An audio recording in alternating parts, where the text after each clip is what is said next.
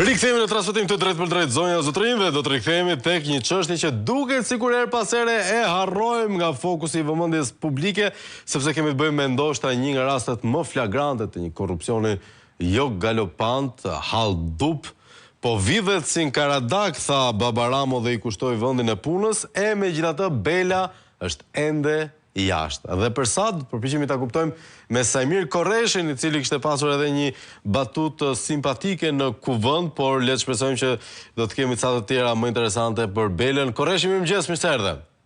Mirëmëngjes, monsieur Gjej. Tani, arsyeja pse të ftuam, përveç nevojës për ndonjë batutë në mëngjes, është fakti se ti je ato pak deputet që e ke lexuar atë dosjen dhe vetmja fjalë që ka dalë nga komentet tuaja që ishte konform ligjit dhe mund thuaj, ishte fakti që keni lexuar aty për një genocid financiar. Absolutisht. Genocid me buxhetin e shtetit ka qenë kështu aktualisht, sepse në qoftë se ta është trajtuar gjithmonë buxheti i shtetit shqiptar, është trajtuar si me qenë lekë të Partisë Socialiste, thua se ka qenë rroga këtyre ose buxheti familjes këtyre dhe këta duan ja hapin këtij apo duan ja hapin edhe tjetrit. Pra pa tjetër situata do të nuk është për Gjovan Serti dhe nuk është domosdoshmërisht ashtu që do të gjeni provë tjera, sepse ka shumë prova tjera që Këshilli Mandat Imuniteti nuk janë vënë dispozicion, pra janë 11 lote, dhe nuk pa shikohet ose nuk hiqet mundësia që edhe pa u hapur telefonat të ndryshojë akuzës, sepse prokurori, për të qenë sinqert, në momentet me dyert të mbyllura që mund t'i hapin pak dyert, ka thënë që për 3 procedura tenderimi akoma nuk është formuluar akuza, pra janë akoma në formulim akuzë sipër, sepse edhe materialet janë të shumta, po dhe koha voluminoze dhe koha që duhet për ato për të nxjerrë drejt. Pra, fillimisht ka qenë për 2 akuzuar, pastaj për 6 tjera dhe për 3 tjera pritet formulimi i akuzës, pra që mund të ndryshojë dhe gjatë gjithë kohës kërkesat e para të prokurorisë drejtuar nesh kanë qenë vetëm fillimisht për 2 akuza, pastaj sa ka ardhur është agravuar. Kështu që nuk përjashtohet mundësia që jashtë këtyre telefonave të kemi një ndryshim ose klasifikim tjetër të akuzës ndaj Belinda Ballukut. Tani, për te kësaj pjese procedurale, ajo që dua të di unë është në vlerësimin tuaj edhe si jurist, por edhe si eksponenti i opozitës Korreshi, Spaku e ka lënë pas dore Belindën apo bëhet gjithçka që ajo të vazhdoj procesi, por ndërkohë mos humb asnjë nga privilegjet, fjala vjen si liria, pushtetin financiar, nuk ka asnjë hetim pasuror për cilin po dëgjojmë? Në dinin time ka hetim pasuror, sepse janë dërguar me 10 shkresa nëpër banka. Që kemi gjurë dhe kanë dalë në disa media kjo pjesë, kështu që paralelisht patjetër që ka dhe një hetim pasuror. Unë mendoj që situata dhe për shkak të vendesës, po të lexosh edhe dosjen se vë durt në kokë, më thënë thotë ky çmimi i naftës, po çoja 5000 lekë ku pyesin këta, më thënë Hallexhin, po do ikin, njësoj do ikin. Pra, pesha prova që është aty ka për mua nuk ishte trajtuar komplet, pra që të ketë formulim akuzë, sepse po të shikosh është çështje për shumë lote është në hetim e sipër. Pra mund të kemë formulim akuza dhe me ato dokumenta që ne kemi, pra rishikimi i tyre dokumentave.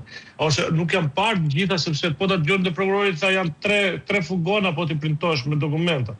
Kështu që është gjatë kjo davaja. Nuk është se ka përfunduar dhe janë çuar gjitha për gjyq dhe vetëm akuzë që ka nisur Spaku është kjo. Unë kam besim që do ndryshoj klasifikimi i akuzës. Nuk është kaq kollaj. A thua që po, sepse Spaku mund të duket që ka lënë me një anë, për arsye se shkak të volumi, sepse Belinda Balluku në fund fare administron 90% buxhetit të shtetit. Po ta shikojmë me atë forcë që kishte 90% buxhetit të shtetit. Dhe kjo 90% tani është bërë në disa ministra atje, po të keni vënë re këto kohë të fundit. Dhe më thënë, unë i thash, Iku ja hoqi deri se vuri prenës policin, ja hoqi një banë, mori një tjetër, kështu që do shikojmë çuditëra Flavia, sepse pesha e rëndesës të tyre provave është përtej asaj që mund të quhet në mos më dhe kjo e tenderave që i ka të akuza me lehtë. Për mua të ideosh diçka, pra të formulosh një skenë se si do të veprosh me buxhetin e shtetit, se kush do ta marrë, mënyra se si do ta organizojmë fundfare, kush do ta kontrollojë më tepër këtë marrjen. Jo kjo firmë po ajo firmë shkon në grup strukturar kriminal, pra është ideuar gjëja, janë krijuar asetet, pastaj në fund fare është dhe vepruar ashtu siç më ishte më ideuar. Dhe të përfshirë nuk është vetëm një apo dy, por janë shumë elementë tjerë të përfshirë brenda me dëshirë apo pa dëshirë, sepse dhe kur vepron ndaj një urdhri palishëm të një eprori, prap bërja ose kryer apo së mëshpërja thotë shpërdorimi i detyrës është përsëri vepër penale. Pra edhe ti e kryen ose kryen një gjë të tillë që ke detyrë ta ndalosh pa vepër penale. Kështu që edhe ti pavarësisht se duket se janë kërcënuar me vendin e punës, kjo nuk e përshton për fakti që ka qenë djenit plot, minimalisht për mos konzim krimi, po e dyta për marrje ose zbatim të urdhrit palishëm që çonte në kryen e vepër penale. Kështu që të presim, unë të them që... Qa të presim, Korreshi? Këtë dua të di, sakt. Për mua presim riformulim akuzësh, për mua do të ketë akuzë për korrupsion në mënyrë absolute, sepse do Qa do të cilëte riformulimi akuzës? Riformulim të akuzës, pra ose shtesë të akuzës... Po çfarë do të cilëte? Qa do të thoshte, qa do të thoshte.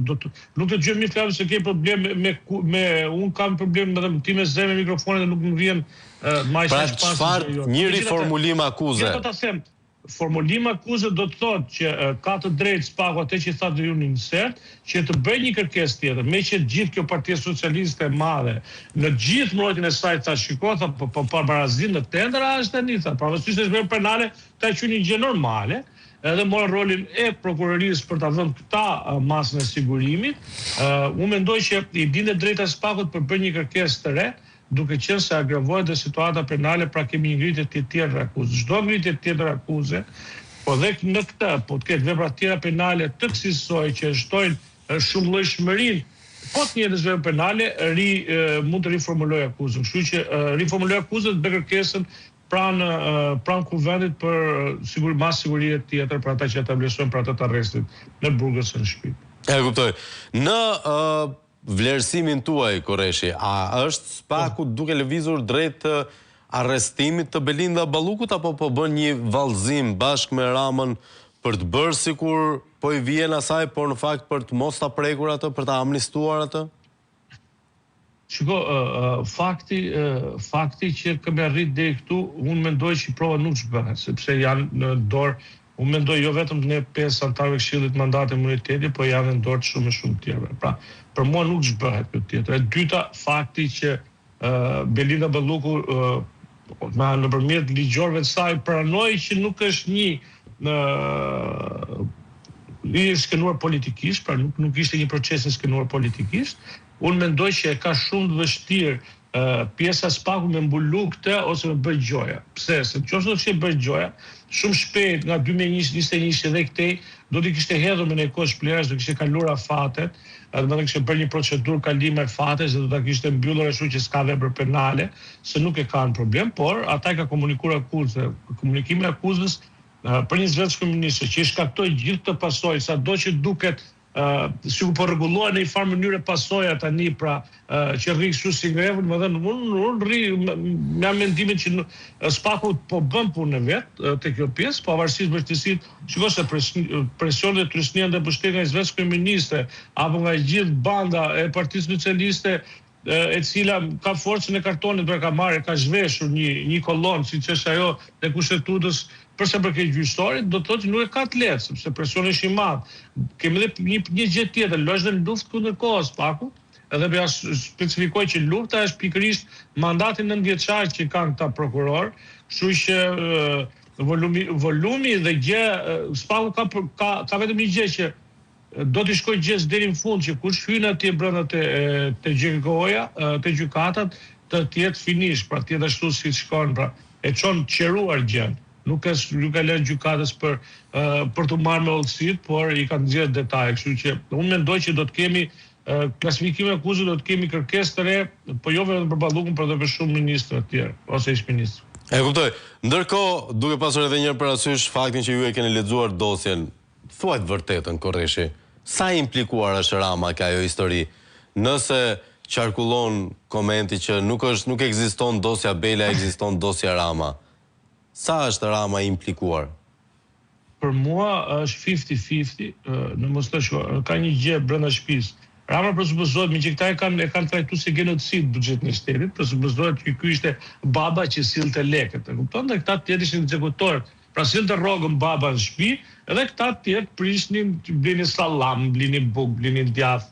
Pra, me atë vetë, po ta quajmë të genocidi. Ndërkohë që babës shkret gjithmonë thoshin s'ka buk.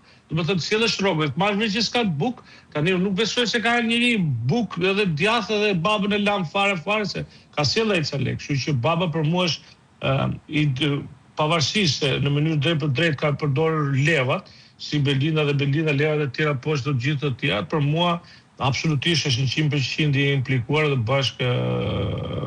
bashkëautor në djeni të gjitha këtyre operaciona. Mendonte se kryeministri nuk di një vendi që maksimumi ka 8 miliard buxhetin, po gjysmat e këtyre shkojnë për rroga, pensione të tjera me radhë. Dhe nga këto të ikën ka 1/4 buxhetit me tenderim dhe ti nuk marrë ke vesh, duket çik nuk shko fare. Por edhe gjithë sahatet, sepse gjithë biseda, gjërat gjitha prap trokasin te dera e Edi Ramës. Pra, trokasim që kudo në çdo lloj diçkaje del i implikuar Edi Rama në mënyrë të indirekte. Kështu që për mua spaku është verifikuar dhe rolin që ka pas kryeministri se fillimisht këto provat fillojnë si indicie, pastaj verifikohen gjërat konkrete, pra bisedat konkrete, nëse kanë ndodhur faktet, datat, orat ose mënyra se ç'është thënë, a është hedhur në letër, dhe besome që edhe të tendri patjetër i tunelit ka negociuar vetë me Rama me ata tuçi fillimisht, ka shkuar atje baba ju tashmë keni bërë jo 1 po 10 emisione. Kështu që për mua Rama është shefi i teknologjisë ligj-zbatuese për të bërë genocid me buxhetin e shtetit dhe jo vetëm, por edhe me dhënë gjitha çka shteti këtyre të tjerave që tashmë nuk ka mundësi që të del dikush dhe i thotë ore shok, po vidhet këtu jo po han kumlla, nuk është e vërtetë. Pra po mbron diçka të pambrojshme, siç po i dalin gjitha për çdo lloj afere po i del tani, nuk ka mundësi nuk është te porti Durrës, nuk ka mundësi është te Llogara, nuk ka mundësi nuk di ka gjitha lotet kryesore të rrugëve Shqipëri, që kaq bukur i thot kur del atje para gazetarëve që thotë që po bëjmë këtë rrugë kemi bër, dhe nuk di që këto që kanë se kush i ka marrë dhe kush i ka vjedhur. Këtë nuk e ha me një. Ja kuptoj. Ndërkohë duket se ka një moment krize, le të themi, të perceptimit publik ndaj Spakut. Ju në raporte qëndroni ndaj Spakut? Me të thënë drejtën, ne du të vëmë disa gjëra, pak raporte që ndërmë dhe Spakut. A doja unë për shumë, përse përket zgjedhjeve, për shumë kam një kritik shumë tashme dhe Spakut, sepse krimi zgjedhor gjatë para zgjedhjeve ka qenë jashtëzakonshëm. Pra, mënyra se si u ngrit, u perceptua që do bësh Spaku, do bëhet goditën e madhe që nifte do tax forcat, u kthyer një fluks sa punë, sepse kanë bërë me 10 denoncime dhe nuk është bërë asgjë. Ka bërë BD denoncime dhe nuk është bërë asgjë. Megjithatë, duhet të them që as Spaku ka presion apo punon, është vetë në strukturë. Unë mendoj që ka dhe një gjë plano. Duhet të parë me këndvështrim pozitiviteti se është vetëm institucion, pavarësisht duke shpyll pa dëra. Besoma këtë që ka influencë të fort politike në mënyrë absolute të shumë individ që punojnë aty. Para njërë duhet parë që është në konflikt me policinë e shtetit dhe kjo është drama më madhe dhe policia në shtetit është konflikt me gjithë policit e vendeve partnere dhe ju keni parë nga denoncime punë që ka nga Gjermania. Kështu që në këtë këndvështrim mund të them që mes asaj ka dispirale, ka ca burra që po arrin të zbardhin me gjithë vështirësive krimin organizuar, do të them që është implementuar shtet, pra ose vetë shteti që funksionon si krim organizuar. Dhe besome që nuk ke mundësi tjetër ti vetëm se me marrë armët pastaj ose me lënë Shqipërinë 2 zgjedhje, që nëse do të ishte kjo strukturë veçantë që do të kishte pak mbrojtje. Thash, një pyll që ka gjithmonë anën e tij negative të errët dhe të prekur fort nga politika, po dhe pjesërisht ka ca burra atje që janë kanë ulur kokën dhe duan punojnë, duan zbardhin diçka. Dhe shpresojmë që kur duhet të guximi i madh, nuk ka ndorë kur ndonjëherë që zëvendës kryeministja të kërkohet arrest me bukë detyrë.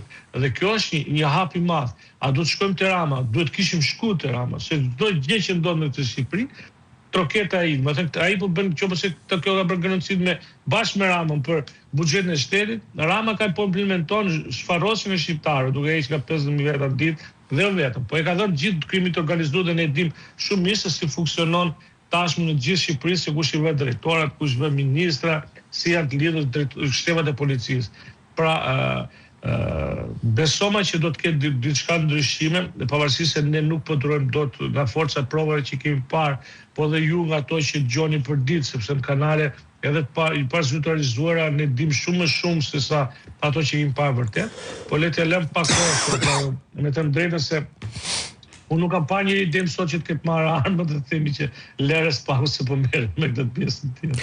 Le të shpresojmë që do të ndodhi dhe do të jetë ashtu si thotë Sajmir Korreshi. Faleminderit për kohën, Korreshi. Gjithë mirat. Përshëndesim mikun tonë, do të postojmë tek një